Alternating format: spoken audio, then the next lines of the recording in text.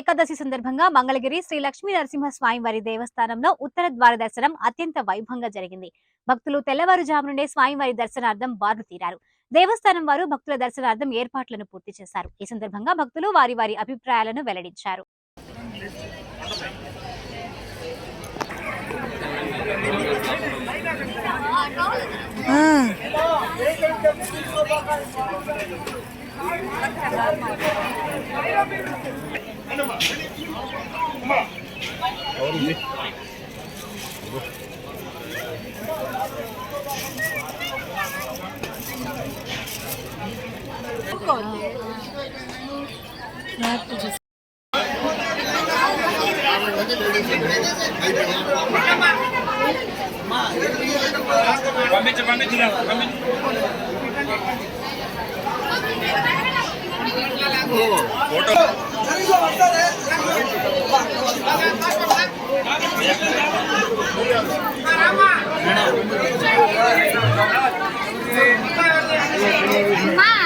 మంగళగిరి లక్ష్మీ నరసింహస్వామి గుడికి వచ్చామండి. మేము చాలా బాగా దర్శనం జరిగింది. మాకు దేవాలయంలో అన్నీ కూడా చాలా చక్కగా నిర్వహిస్తున్నారు.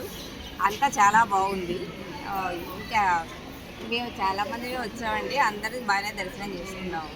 అంతా బాగుంది. వెంకతీర్థం కూడా తీసుకున్నామండి. అది స్వామి ప్రత్యేకమైన ఇవాళ రోజు ఇచ్చే ప్రత్యేక తీర్థం అన్నమాట.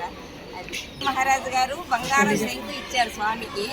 ఆ శంకుతో వచ్చిన భక్తజనాలకు అందరికీ కూడా తీర్థం ఇస్తారండి. ఆ తీర్థం పుచ్చుకుంటే మనకి సర్వపాప నివారణ అవుతుందని మన పెద్దలు చెప్తారు. అందుకోసం మేము ఇప్పుడు ఆ శంకు తీర్థాలు తీసుకున్నాం. అది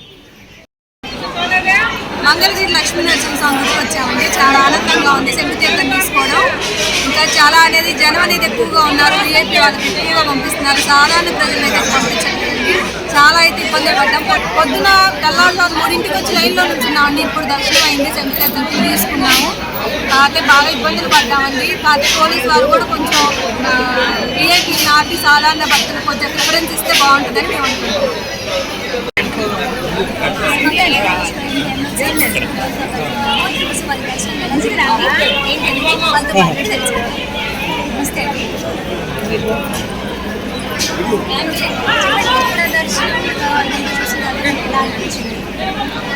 చాలా కోలాహలంగా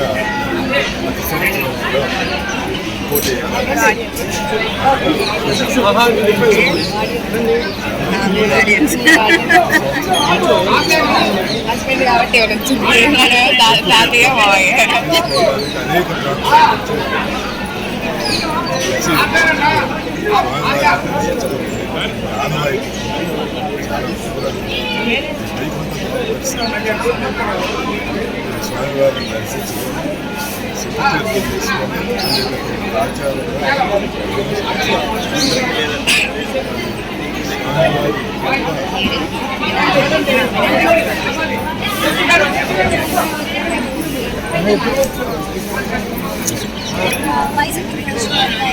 శుభతీర్థం తీసుకొని ఒకసారి ఇక్కడ దర్శనం ఏర్పాట్లు అవన్నీ ఎలా ఉన్నాయి, వాళ్ళకి దర్శనం చేసుకున్నది ఎలాంటి వచ్చింది ఒకసారి.